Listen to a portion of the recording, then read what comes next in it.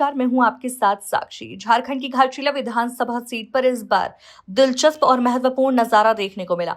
स्वर्गीय रामदास सोरेन के सुपुत्र सोमेश चंद्र सोरेन ने रिकॉर्ड तोड़ जीत दर्ज की और भारतीय जनता पार्टी की उम्मीदवार बाबूलाल सोरेन को पीछे छोड़ दिया।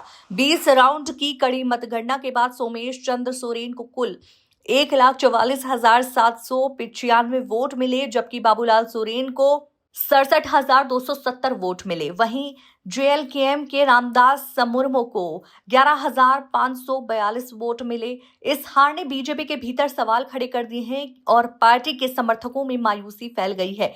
इस बीच बीजेपी के वरिष्ठ नेता और घाटशिला विधायक चंपई सोरेन का बड़ा बयान सामने आया है। उन्होंने सोशल मीडिया पोस्ट के माध्यम से लिखा कि झारखंड में उनकी लड़ाई केवल चुनावी जीत हार की नहीं, बल्कि आदिवासी समाज की भाषा, संस्कृति, परंपरा और अस्तित्व को बचाने की है।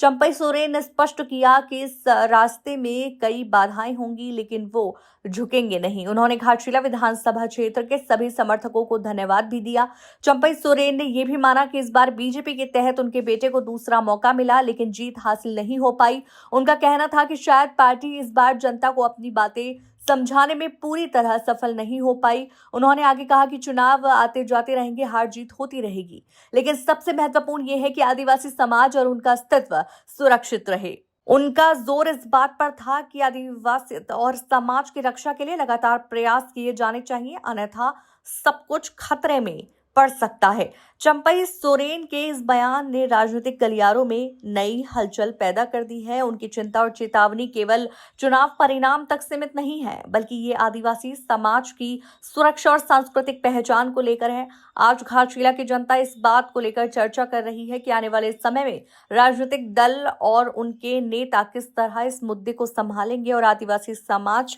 की आवाज को प्राथमिकता देंगे।